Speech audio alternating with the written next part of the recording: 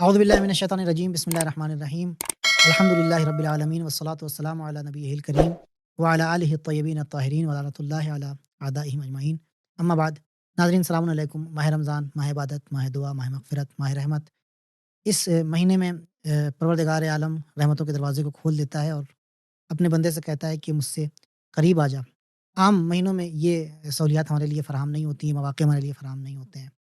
آج ہم ایک بار پھر آپ کی خدمت میں ایک نئے پوڈ کاسٹ کے ساتھ حاضر ہوئے ہیں، جس کا موضوع ہے کہ نماز کی کیفیت کو کیسے بہتر بنایا جا سکے اور نماز میں کس طریقے سے توجہ کی جا سکے. اس موضوع کے اوپر گفتگو کرنے کے لیے ہمارے ساتھ آج موجود ہیں لکھنؤ سے حجت الاسلام والمسلمین علی جناب مولانا رضا حیدر زیدی صاحب قبلہ، اور بامبے سے علی جناب مولانا کمیل بھوجانی صاحب قبلہ.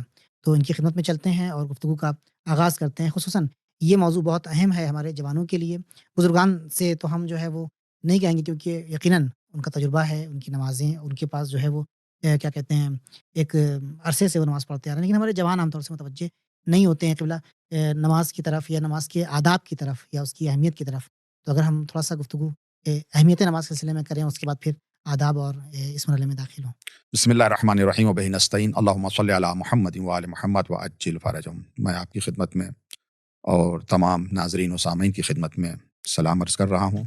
ماہ مبارک رمضان میں یہ دعا ہے کہ پروردگار ہم سب کو یہ توفیق دے کہ ہم اس طرح سے نمازیں پڑھیں، اس طرح سے عبادتیں کریں، اس طرح سے قرآن مجید کی تلاوت کریں، روزہ رکھیں کہ ہماری عبادتیں قبول ہوں اور ان کا کچھ حق بھی ادا ہو جائے.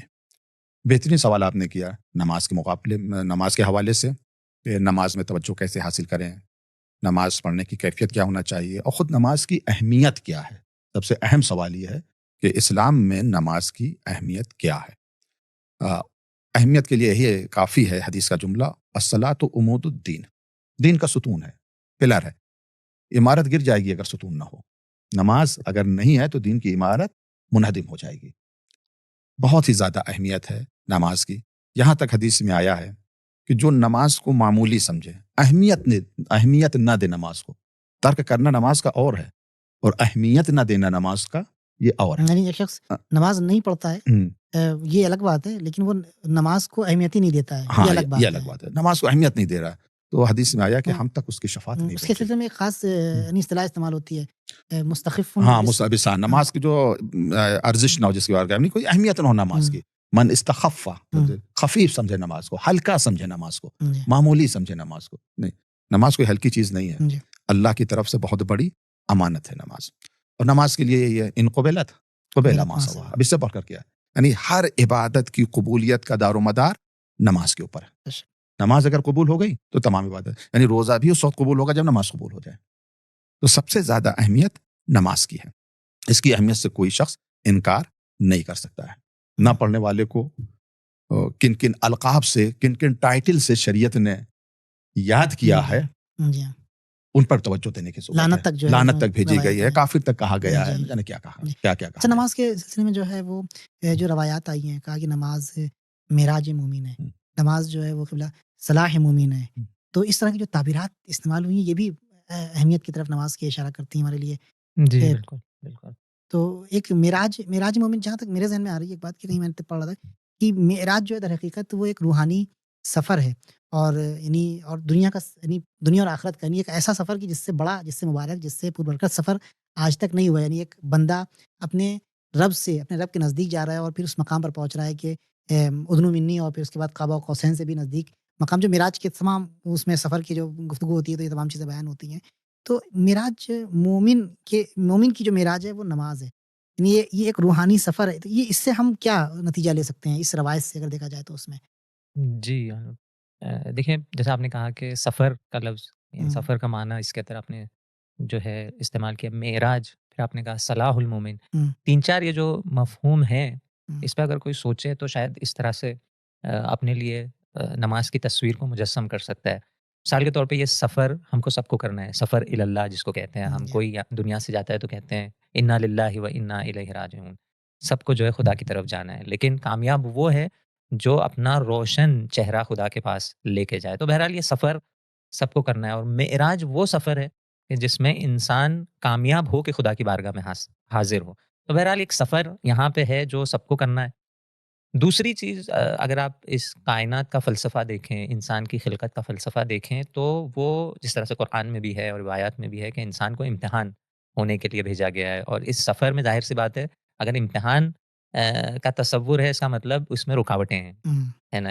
انسان رکاوٹوں سے گزرے گا، اسے اس کا سامنا کرتے ہوئے جانا ہے، اور جب سامنے کی بات آئے گی، کسی چیز سے سامنا ہونا ہے، تو وہاں پہ جو ہے صلاح کی بات آئے گی، صلاح سے دشمن کے مراد مقابلے ہاں میں، جی ویپن کی بات آئے گی، اس کے پاس کچھ ہونا چاہیے، کچھ ابزار ہونا چاہیے، کوئی اوزار اس کے پاس ہونا چاہیے. جی تو دیکھیں خدا نے کہا ہے کہ نماز جو ہے وہ صلاح ہے جو اس معراج تک پہنچنے کے لیے تمہیں جو چاہیے. ہے، اور یہ بہترین صلاح ہے، چونکہ ہاں روایات میں بھی ہے کہ اس سفر میں تمہارے لیے رکاوٹیں ہیں، اور تمہارا رکاوٹیں دشمن ہیں جو ہے وہ شیطان ہے. اگر جی اور شاید خود یہ نماز بھی جو ہے وہ ایک یعنی مادیات سے اور یعنی اس میٹریلسٹک لائف سے جو ہے وہ اس کی زنجیروں سے نکالنے کا ذریعہ ہے، اور اس کے بعد وہ اسپریچول جرنی جو ایک ہے، ایک روحانی جی سفر جو ہے شاید پہلا قدم جو ہے وہ نماز ہے، اگر نماز ہے. کیونکہ کہا گیا نا کہ سارے اعمال جو ہے اس کی قبولیت پہ جو ہے جی مبتنی ہاں. خدا نے کی ہے، یعنی اس سیر کا جو پہلا قدم ہے، جو جب تک آپ پہلا قدم اٹھائیں گے نہیں تب تک سفر اصلاً آپ نے شروع نہیں کیا. تو اگر اس تصور کو کوئی لے کے چلے، جی نماز کے لیے کھڑا ہو، تو بہت اچھا نا وہ جی پوائنٹ جو ہے آپ نے بیان کیا کہ مطلب یہ اس میں ایک دشمن ہے، اور دشمن جو ہے وہ آپ کو معراج تک پہنچنے سے جو ہے وہ روکے گا. روک رہے ہیں. لہٰذا ہمارے پاس ایک ہتھیار کی ضرورت ہے، اور وہ ہتھیار جو ہے وہ نماز ہے.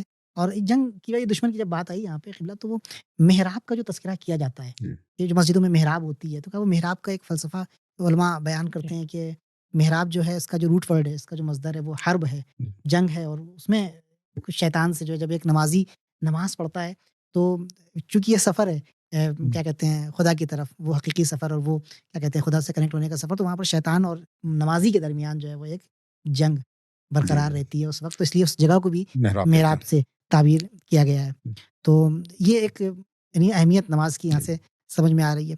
روایتیں بہت زیادہ ہیں، علماء نے بھی جو ہے بہت زیادہ اس کے اوپر تاکید کی ہے نماز کے سلسلے میں، کہ مثال کے طور پہ کیا کہتے ہیں جب نماز کا تذکرہ آتا ہے تو قرآن کہتا ہے کہ نماز کا جو فلسفہ ہے وہ یہ ہے کہ انسان کو برائیوں سے اور منکرات سے ان الصلاۃ تنہی عن الفحشاء والمنکر، جی نماز برائیوں سے روکتی ہے. ہاں، یعنی اس کا مطلب یہ ہوا کہ نتیجہ ہے، یعنی اگر نمازی ہیں ہم، تو اب جو ہم برائیوں لوگ، سے بچیں گے. کیونکہ ہم لوگوں کا موضوع یہ ہے کہ اپنی نماز کو پہ کیسے ہم کنسنٹریٹ کریں اور کس طریقے سے نماز کی کیفیت کو بہتر بنائیں. تو یہاں سے ہم یہ نتیجہ لے سکتے ہیں کہ نماز، اس پہ اگر ذرا جو گفتگو ہو جائے ہم لوگوں کی. تو دیکھیے بہت ہی بہترین بات آپ نے کی، اور آپ نے جو جواب دیا بہت اچھا ہے.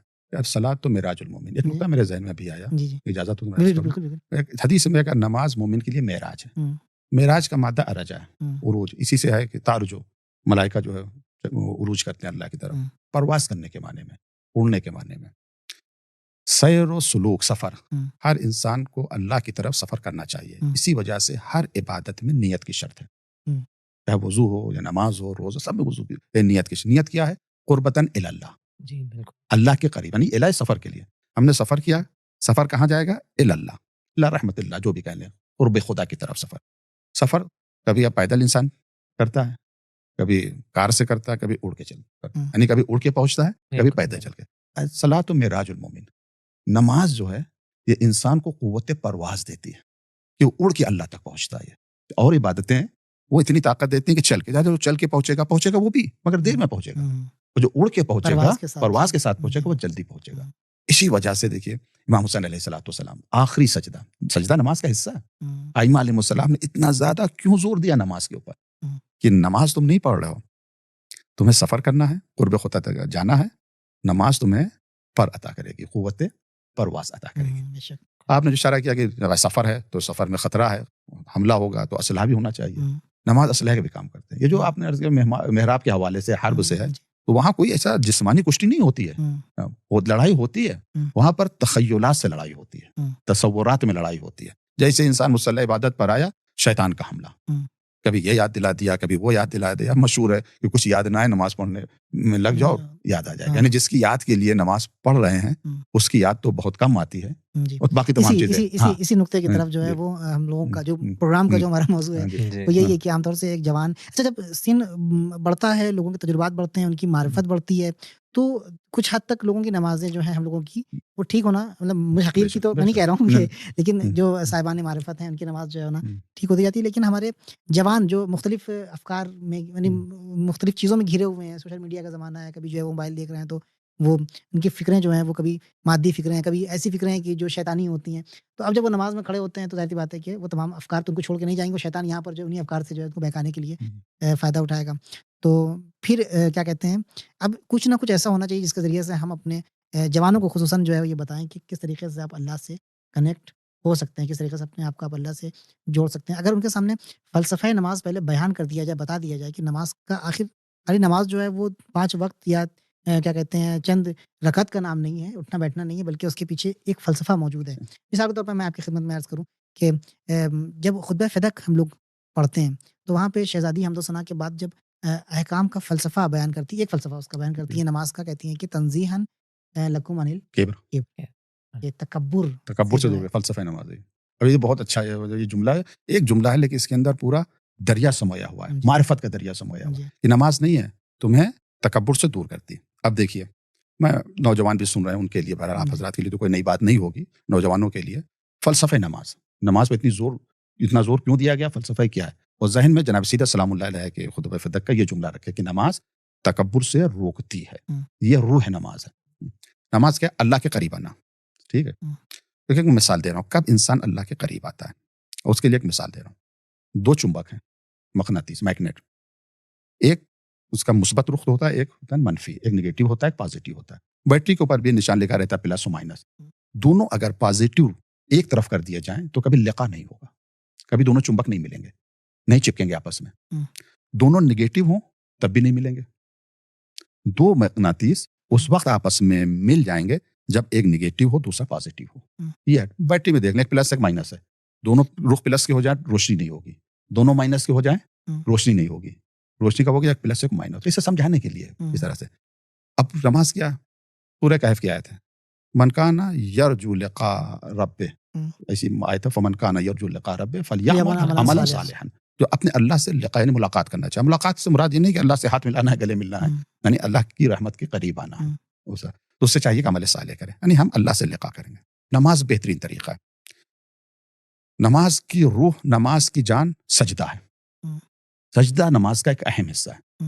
تواضع اور انکساری کی انتہا کا نام سجدہ ہے. اب آپ دیکھیں جو ہم نے مثال دی اس مثال سے ملائیں.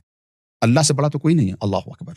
من کل شیء نہیں کہیں گے کہ اللہ ہر شے سے بڑا ہے. نہیں، اللہ ہم جو حمد و ثنا کر رہے ہیں اس سے بہت ہی بڑا ہے اللہ. یعنی اس کی حمد و ثنا ہمارے ذہن میں کبریائی کی انتہا کا نام اللہ ہے. کبریائی کی انتہا کا نام اللہ ہے. اچھا، تو اللہ تو سب سے بڑا ہے. کبریائی کی انتہا وہ، اگر وہی کبریائی وہی تکبر ہمارے اندر پایا جا رہا ہے تو وہ بھی پلس ہے، یہ بھی پلس ہے. اس دونوں پلس کے ساتھ ہم سجدے میں جا رہے ہیں، قریب آ پائیں گے؟ نہیں آ پائیں گے. جیسا 2 چمبک دونوں پلس ہوں قریب کبھی نہیں آئیں گے.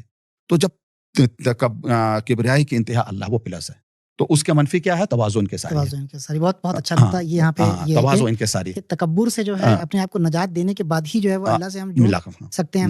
تو یہاں پہ ایک اور پہلو پایا جاتا ہے اس میں کہ نماز کی مخالفت کون لوگ کرتے ہیں یہاں پہ، یعنی جو جن کے قرآن بھی کہہ رہا ہے کہ نماز جو ہے وہ ان لوگوں کے لیے سخت ہے، انہا لکبیرۃ الا علی الخاشعین، کہ ان لوگوں کے لیے سخت ہے کہ جو نماز کو مثلا جو ہے وہ کیا کہتے ہیں برا سمجھتے ہیں، یا نماز کو جو ہے وہ جو خود کے اندر تکبر کا احساس کرتے ہیں.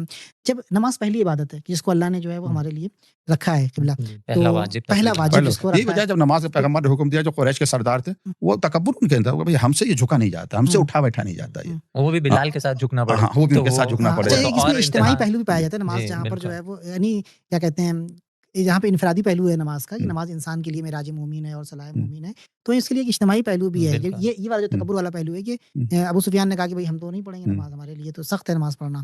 یا مثلا جو بنی ثقیف جو ہے، جب طائف کا جو ایک وہ ہے قبیلہ ہے، جب کہا کہ ہم اسلام تو لے آئیں گے مگر ہم نماز نہیں پڑھیں گے، تو حضور نے فرمایا کہ اس دین میں کوئی خیر نہیں ہے جس میں نماز نہ ہو. نماز سے اگر ہم نے یہ صرف سیکھ لیا کہ تواضع انکساری آئے، جب تواضع انکساری آ جائے گی تو اب انسان، جب جتنے فسادات ہیں دنیا میں، جتنے جھگڑے ہیں دنیا میں، چاہے چھوٹے پیمانے پر ہوں، گھر کے ہوں، محلے کے ہوں، ملک کے ہوں، دنیا کے ہوں، ہر جھگڑے کی بنیاد آپ کو تکبر، انانیت.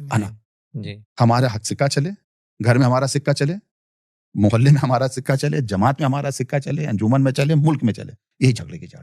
جب اس انانیت کو انسان کچل دے گا، ختم کر دے گا، پھر وہ بندگی وجود میں آئے گی. جب انسان اللہ کا بندہ رہ کے دنیا میں زندگی گزارے گا، امن ہوگا، سکون ہوگا، شانتی ہوگی، پھر کوئی مشکل نہیں ہوگی. یہ نماز سکھاتی ہے. جی بالکل، جیسے کہ مثال کے طور پہ اقیم الصلاۃ جو علماء بیان کرتے ہیں کہ یہاں پہ اقیم کا جو لفظ استعمال کیا ہے، یہ نہیں کہا گیا ہے کہ صلی، مثال نماز پڑھو، اس طرح کی عبارت استعمال نہیں کی. تو یہاں پہ مختلف علماء جیسے مقام معظم رہبری فرماتے ہیں کہ اس کے جو ہے مختلف معنی ہو سکتے ہیں، سارے جو ہے اپنی جگہ پہ صحیح ہے. اس میں سے ایک معنی کافی دلچسپ انہوں نے بیان کیا، وہ یہ کہ کہا کہ اقامہ صلاۃ کا مطلب یہ ہے کہ پورا معاشرہ جو ہے وہ نمازی ہو جائے، جی یعنی وہ ذکر خدا ان کے زندگی کا حصہ سب بن جائے. اقیم الصلاۃ کو یوں انہوں نے تصویر کیا، بہترین. بہت خوبصورت جو ہے اس بے میں شک. اچھا یہ ایک کہ بات سب مل کے وہ واحد مرکز سے متصل ہو جائیں. مثال کے طور پہ یہ نہیں ہے کہ نماز جماعت اس میں ایک اہم کردار اس کا ہے، لیکن سارے کے سارے مل کے جو ہے ذکر ایک خدا ایسا معاشرہ بنائیں کہ وہ متصل ہو اس واحد مرکز سے جس نے جو ہے اس کائنات میں پیدا کیا. تمام فیوزات. اچھا اور یہ نماز میں خود جو ایک پہلو پایا جاتا ہے وہ یہ ہے جی. کہ اس نے آنے کے بعد جو چھوٹے چھوٹے بت تھے انسان کے اندر کے جو بت تھے، غلامی کا بت، جہالت کا بت، اور جسے کہتے ہیں کہ دوسرے یعنی اشرافی گری کا بت، ان تمام چیزوں کو جو ہے وہ یعنی آ کے اس نے گرایا کا کہ نہیں. جب ہم مکے کے حالات دیکھتے ہیں اور اس طرف سے جو ہے وہ لا الہ قولوا لا الہ الا اللہ تفلحوا کا جو ہے وہ کیا کہتے ہیں اعلان سنتے ہیں، اور اس کے بعد پھر نماز کا حکم جب ہم دیکھتے ہیں تو پھر پہلے یہ حالات ہیں جو اگر ہم تاریخی ایک جائزہ لیں اجمالاً کہ لوگ جھکے ہوئے ہیں. ایک آدمی ہے جو اپنے آپ کو بڑا کہہ رہا ہے، اس کے آگے چند لوگ جو ہیں وہ جھکے ہوئے ہیں. سمجھ جائے گا نہیں، جھکنا خالی ایک خالق کے سامنے، ایک مالک کے سامنے ہے، اور عبد اور معبود کا یہاں پر تصور آ کر نماز نے دیا ہے. آقا اور غلام کے تصور کو جو ہے وہ نماز نے گرایا کہ نہیں، مالک ایک ہے. اب اس مالک کے آگے سب کو جھکنا ہے، چاہے وہ غلام کا آقا ہو، چاہے وہ آقا کا غلام ہو، چاہے وہ پیسے والا ہو، چاہے وہ کالا ہو، چاہے گورا ہو، چاہے وہ غریب ہو، چاہے وہ بھوکا ہو، چاہے وہ شیر ہو، اس کا سب کا مالک جی. اس میں وہ ایک ہے. وحدت کا آپ یہ کہنا چاہ رہے ہیں کہ نماز جو ہے وہ مساوات کا درس دے رہی ہے، برابری کا درس دے رہی ہے. کوئی چھوٹا بڑا نہیں، اللہ کی بات سب برابر ہے.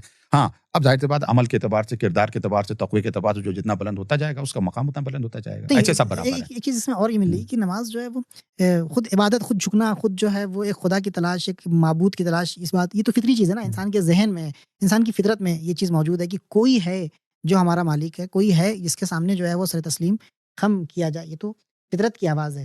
اور اسی کا فائدہ اٹھاتے ہوئے جو ہے وہ اہل باطل کبھی جو ہے وہ بتوں کی طرف لوگوں کو لے جاتے ہیں، کبھی جو ہے وہ آگ کی طرف لے جاتے ہیں، تو کبھی جانوروں کی طرف لے جاتے ہیں. اسی فطرت یعنی اگر نماز کے فلسفے کی طرف متوجہ کر دیا جائے تو خود اس فطرت کی طرف ہم طریقہ جو ہے وہ متوجہ کر رہے ہیں. اگر صرف یہاں پہ ایک نکتہ ابھی اسی مساوات سے مولانا نے جو کہا ذہن میں آیا، دیکھیں دوسرے جو مکاتب ہے وہ بھی آ کے کہیں نہ کہیں مساوات کا جو ہے درس دیتے ہیں مثال کے طور پہ، اور اسلام نے بھی جو ہے کہا کہ مساوات ہونا چاہیے. اور ان کے جو کیا کہتے ہیں تھیوریز الگ ہوں گے، لیکن بطور کلی آ کے وہ بات یہی کرتے ہیں کہ مساوات ہونا چاہیے. مثال کے طور پہ کام سب کے پاس ہو، روٹی سب کے پاس ہو، مثال کے طور پہ سب برابر ہے اس اعتبار سے. دیکھیں ظاہر اسلام کا امتیاز جو ہے، اسلام کیوں الگ ہے کہ اسلام نے جیسے شعار دیا مساوات کا جو شعار دیا، آتے ہی اس نے اس عمل کو بھی جو ہے سب سے پہلا عمل جو ہے کہا کہ اب کرو. یعنی صرف یہ شعار نہیں ہے. سوشلزم جب آ کے کہے گا کہ سب کو روٹی، وہ روٹی ایک جیسی ملنے میں جو ہے عرصہ گزر جائے گا، لیکن جیسے ہی اسلام نے کہا کہ جیسے ہی تم نے لا الہ الا اللہ پڑھا تم کو جو ہے نماز پڑھنا ہے، وہ جو ہے بالکل اسی وقت سے جو ہے آپ کو مساوات کا ایک عملی جو ہے وہ آپ کو اس کی طرف صرف قولی نہیں ہے، اور فوراً یعنی جیسے آپ اسلام میں داخل ہوئے وہ مساوات کا جو مظاہرہ ہے وہ آپ کو کرنا ہے، یعنی وہ دکھانا ہے. اور وہ سخت بھی ہے. یعنی قریش کے لیے جو بڑے ہوتے ہیں، کبریا جو ہوتے ہیں ہر قوم کے، ان کے لیے سخت ہوتا ہے کہ میرے بغل میں جو ہے وہ کالا غلام جو ہے وہ میرے جیسے ہی نماز پڑھے، اس کو ایک جیسے ہی دیکھا جائے گا. سخت ہوتا ہے بہرحال، اور کروایا اسلام نے. تو دیکھیں یہاں سے آ کے شاید اسلام کا یہ امتیاز سمجھ میں آتا ہے، اور فطرت کے حوالے سے بھی خیر. تو نہیں، فطرت کے حوالے سے ہم نے گفتگو ہو رہی تھی کہ ہم دیکھیے کہ جب ہم نماز پڑھتے ہیں کہیں پر، تو خیر ابھی تو حالات ہمارے ملک کے جو ہے وہ اس طریقے سے کیا کہتے ہیں خراب کیے گئے ہیں کہ نماز کے خلاف اور اس کے کیا کہتے ہیں مسلمانوں کے خلاف مجموعی طور پر کلن جو ہے وہ ایک فضا ہے. لیکن اگر آپ ایسے دیکھیں تو بعض ہم کو یوروپ وغیرہ میں یا خود اپنے ملک میں بھی اگر کوئی شخص نماز پڑھ رہا ہے تو اس کو محترم عزت کی نگاہ سے دیکھا جاتا ہے. یہ اسی فطرت کی طرف اشارہ ہے کہ انسان جو ہے وہ عبادت، ایک بندگی، اللہ کی بندگی اور اس حقیقی وجود جو ہے وہ اس کی بندگی. یہی آپ نے یہ کہا کہ دوسرے جو ہے جو نماز نہیں پڑھتے، مسلمان نہیں ہے، وہ بہرحال دل میں ایک ان کے احترام ہوتا ہے. میرے ساتھ خود ایک واقعہ پیش آیا تھا، شاید بیان کر دوں. فارسی میں کہتے ہیں بد نہ بشے، کہ پہلے حوضے میں آنے سے پہلے جو ہے سفر ہوا ایک ملک، ایک جو ہے ایسٹ ایشین ملک ہے، تائیوان، آپ جانتے ہوں گے. وہاں پہ کو سفر کاری تھا، کام کے حوالے سے میرا سفر تھا وہاں پہ، اور ظاہر سی بات ہے وہاں آفس میں جانا پڑتا تھا، اور نماز کا وقت بھی جو ہے اسی دوران میں رہتا تھا. تو وہاں پہ جو مینیجر تھا، میں اس سے کہتا تھا کہ بھائی مجھے نماز پڑھنے ایک جگہ مہیا کر دو میرے لیے، کوئی بھی کونے میں پڑھ لوں گا نماز. تو وہ ہر بار ایک کانفرنس روم میرے لیے وہ کھول دیتا تھا. اور دلچسپ چیز وہاں کے لوگوں کی یہ ہے، تائیوانیز آپ نے دیکھا ہوگا معمولاً پتہ نہیں یہ کچھ ان کے ساتھ حادثہ ہوا ہے کیا ہوا ہے، ان کے چہرے پہ آپ کو ایکسپریشن جو ہے وہ سمجھ میں نہیں آتا، وہ خوش ہے مثلا غم کی حالت میں ہے، اتنا جلدی آپ جو ہے سمجھ نہیں پاتے، آتا وہ جو بات کر رہے ہو آپ کو سمجھ میں نہیں آتا کہ وہ بہرحال اس کے اندر کیا اس کے اندر کیا چل رہا ہے، بہت سخت ہوتا ہے۔ تو ایسے ہی کچھ دن میں وہاں تھا، ایک دن ہوا یہ کہ کوئی کانفرنس روم اس کو ملا نہیں، تو وہ تھوڑا سا اضطراب اس کے چہرے پہ نظر آیا، تو مجھے لگا یہ جو ہے میں نے کہا کہ کوریڈور کچھ بھی ڈھونڈو میں پڑھ دوں گا وہاں پہ، اس نے کہا نہیں میں ڈھونڈ رہا ہوں، اور آخر میں جا کے اس نے وہ کمپنی کا جو سب سے بڑا کانفرنس روم ہوتا ہے جہاں پہ معمولاً وہ ایک آدھ سال میں ایک آدھ دو بار کھلتا ہے بڑی میٹنگوں کے لیے، وہ کھلوایا اس نے، ٹھیک، اور وہاں پہ مجھے اس کے چہرے پہ یہ لگا کہ وہ ایکسائٹیڈ ہے اور جو ہے ایک اضطراب بھی ہے کہ ان کو نماز پڑھنے ہے، میں جگہ مہیا نہیں کروا سک رہا ہوں۔ پھر جب حوضے میں آیا میں نے پھر سے جب اس کے بارے میں سوچا اور تھوڑا بہت معلومات ہوئی کہ خدا نے جو ہے اس انسان کو فطرت خدا پہ بنایا ہے، تو تھوڑا بہت مجھے احساس ہوا کہ یہ فطری پیاس جو ہے تواضع اور خشوع وہ جی اور دو چیزیں اس عبادت میں، دو یہ چیزیں ہر اس میں، انسان کے ایک اندر تو ہے جی فطرت والی اس طرف سے، اور اس طرف جی سے جو ہے نماز کے لیے جب آپ نے کہا تو اللہ نے جو ہے وہ اس کے اندر میں احترام اور ایک کی یا جی انسان عبادت قلوب کرنے بید اللہ جی یقلب اللہ کیف یشاء، جی۔ دل اللہ کے اب ہم ہاتھوں لوگ میں تھوڑا سا جو ہے وہ اللہ والد بدل جیسا چاہے ویسا بدل دے۔ تھوڑا والد ہم لوگ جو ہے وہ عبادت کے جو ہے نماز کے آداب کی طرف اگر ہم لوگ چلے جو ہمارا اصل موضوع ہے، تو ایک واقعہ ہے یاد آ رہا ہے مجھے کہ جناب عابس ابن شبیب شاکری جو کربلا کے ایک شہید ہیں، اور ان کے بارے میں جب نماز کی بات آئی، ظاہراً جب نماز کو یاد دلایا، نماز کا وقت آیا، تو جناب عابس کا ہے ایک صحابی تھے جنہوں نے یاد دلایا تھا، وہ جو اول وقت ہے تو امام نے ان کو دعا دی تھی خدا تمہیں نماز گزاروں میں شامل کر، نماز گزاروں میں شامل کر جی۔ تو عابس ابن شبیب شاکری کے جو یعنی ابن شبیب ہیں، یعنی عابس کے جو والد ہیں وہ مولا کائنات کے صحابی، میں یہاں پر ایک اسی نماز کے آداب کے حوالے سے ایک بات کہنا چاہ رہا تھا کہ وہ کہتے ہیں کہ جناب شبیب کو دیکھ کے مولا کائنات کہتے ہیں کہ یعنی ایک آرزو ہے اہل بیت علیہ السلام کی کہ نماز اس کے حق کے ساتھ ادا کی جائے، نماز جو ہے اس کے طریقے، اس کے آداب کے ساتھ، جو آداب نماز ہیں، جو حق نماز ہے اس کو ادا کیا جائے۔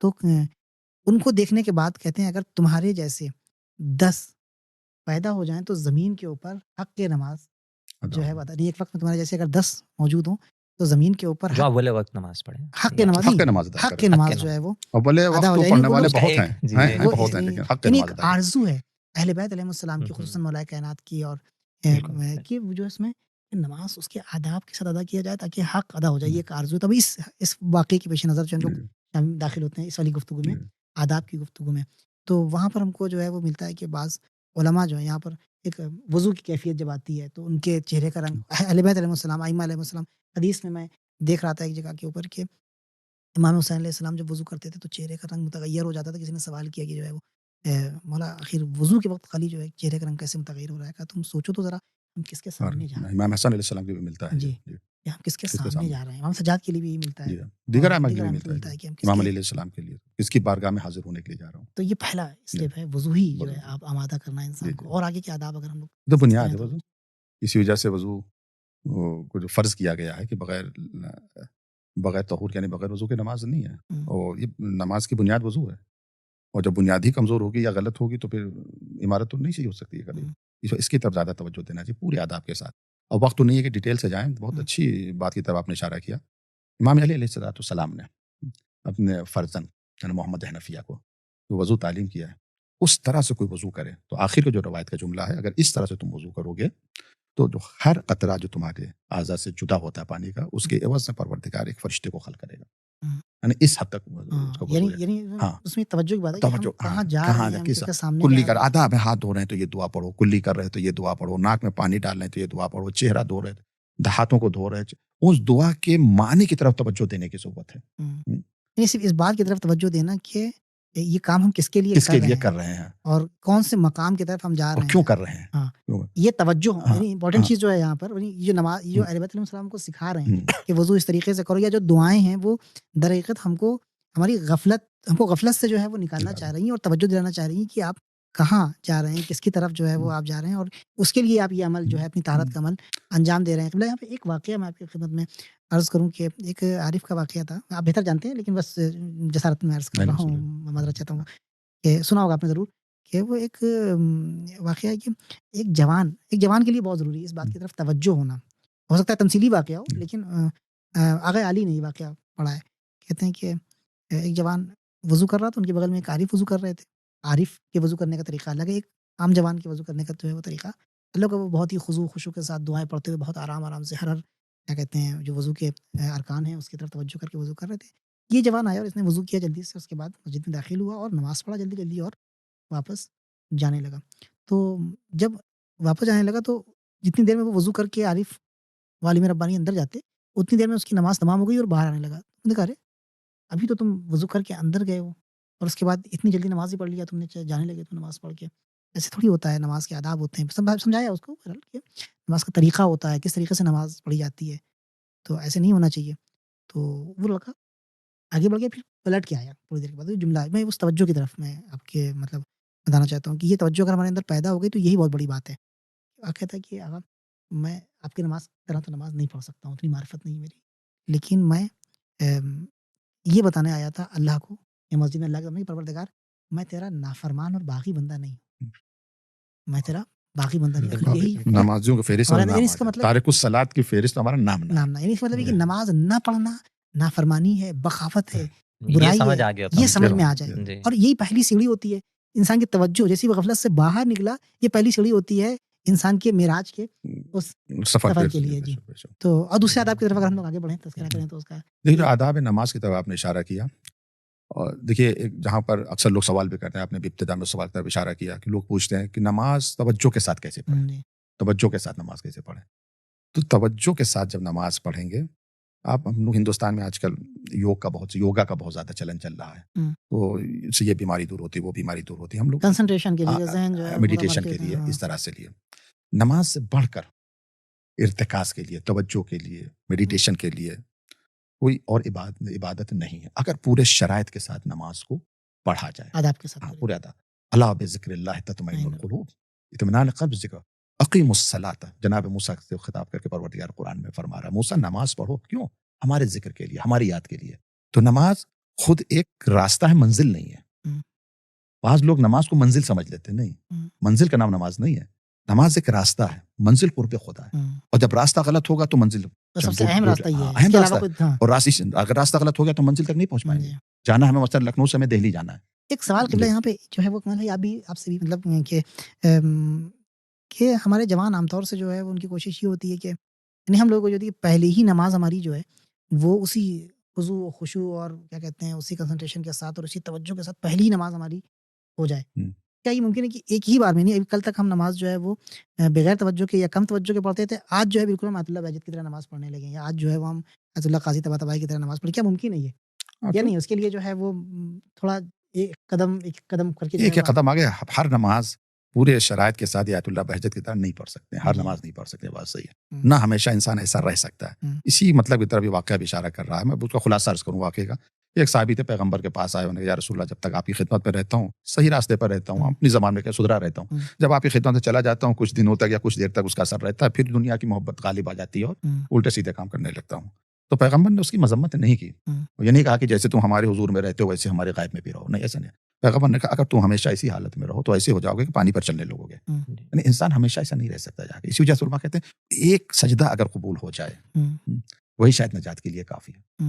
ایک سجدہ اگر قبول ہو جائے، اور یہ حقیقت بھی ہے.